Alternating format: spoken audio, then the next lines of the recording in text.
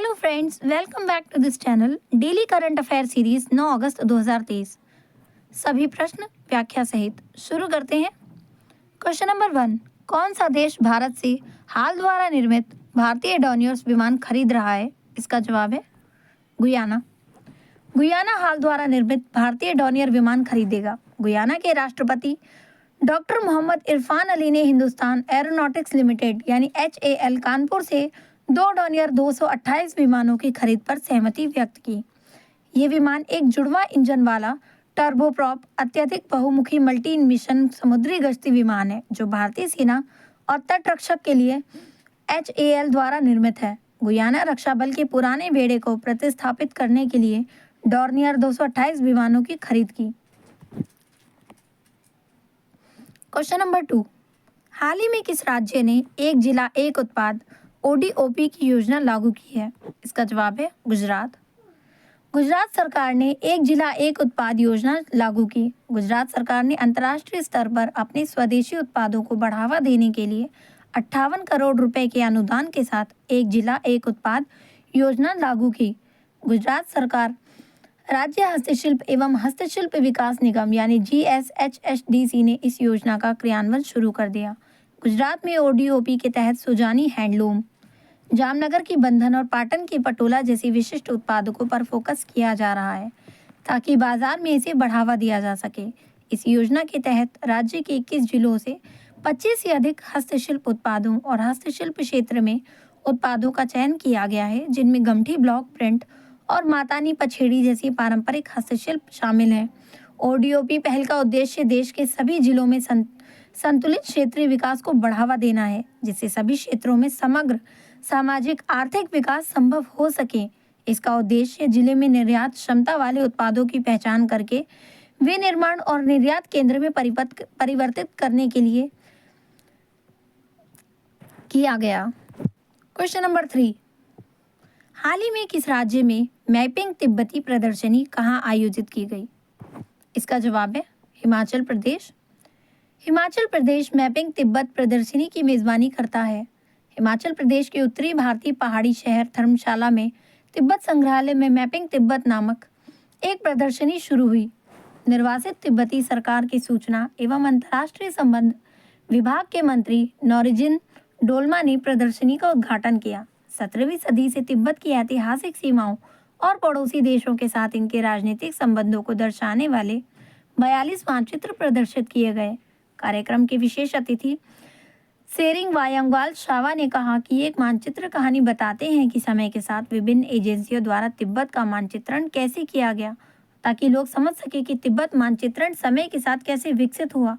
इसलिए यहाँ संपूर्ण विचार यही है कि साथ ही हम चाहते हैं आम जनता ये समझे कि तिब्बत क्या है और समय के साथ तिब्बत का मानचित्रण कैसे विकसित हुआ ताकि उन्हें बेहतर समझा जा सके। क्वेश्चन नंबर 4, हिमाचल प्रदेश सरकार हस्तशिल्प और हथकरघा निगम का नया प्रस्तावित नाम क्या है? इसका जवाब है हिमक्राफ्ट। हिमाचल प्रदेश सरकार ने हस्तशिल्प और हथकरघा निगम का नाम बदलकर हिमक्राफ्ट कर दिया है। हिमाचल प्रदेश राज्य हस्तशिल्प एवं हथकरघा निगम लिमिटेड का नाम बदलकर हिमक्राफ्ट कॉरपोरेशन रखा जाएगा। हथकरघा और हस्तशिल्प में योगदान को सम्मानित करने के लिए राज्य स्तरीय पुरस्कार शुरू किए जाएंगे। CM ने हाल की बाढ़ से 0 से 10,000 करोड़ रुपए के अनुमानित नुकसान पर चिंता व्यक्त की। वो शामली के गेयरी थिएटर में आयोजित 9वें राष्ट्रीय हथकरघा दिवस समारोह की अध्यक्षता कर रहे थे। CM ने रिच पर प्रदर्शनी का उद्घाटन भी किया। गेयरी थिएटर में एक फैशन शो का भी आयोजन किया गया। क्वेश्चन नंबर 5,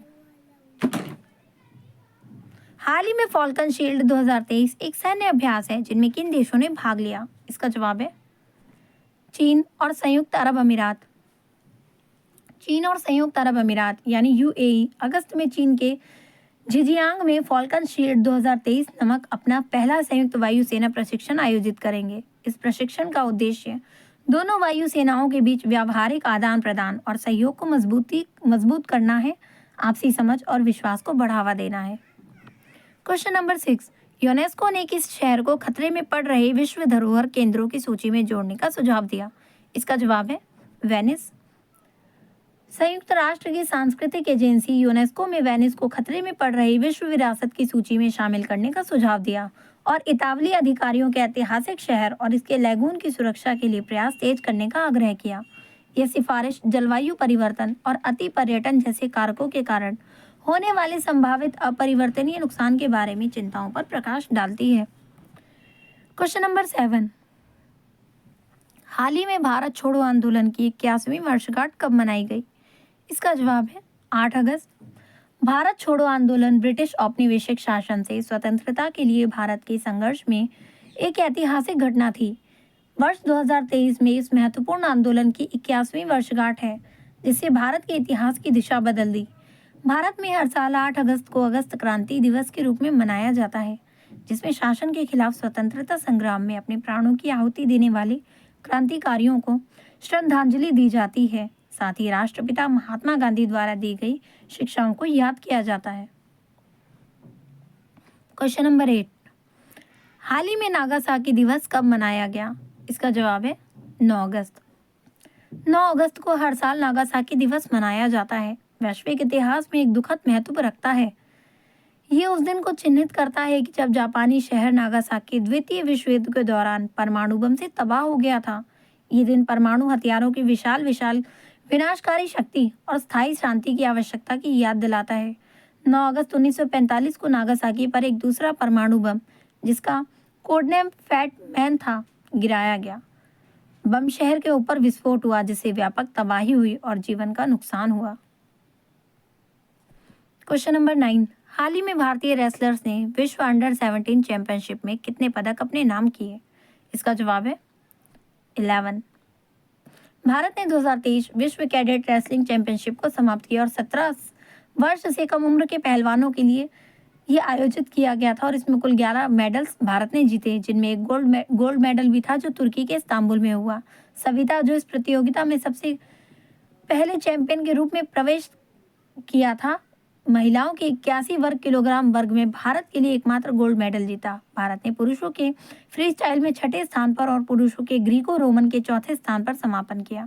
महिला फ्री स्टाइल में भारत 118 अंक के साथ जापान और अमेरिका के बाद तीसरे स्थान पर रहा। क्वेश्चन नंबर 10, सन 2023 में कौन सा महीना पृथ्वी पर अब तक का सबसे गर्म महीना रहा है? इसका जवाब है जुलाई। यूरोपियन यूनियन की क्लाइमेट सर्विस कोपरनिकस ने इस बात की पुष्टि की कि पृथ्वी पर अब तक का सबसे गर्म महीना जुलाई 2023 दर्ज किया गया।